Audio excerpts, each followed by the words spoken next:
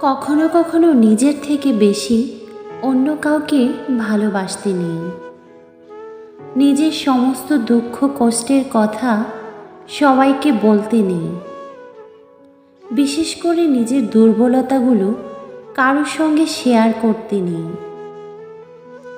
কিছু জিনিস একটু ব্যক্তিগত রাখা দরকার। হাত পেতে কখনো ভালোবাসা চাইতে নেই। কারো কাছে প্রায়োরিটি চাইতে নেই।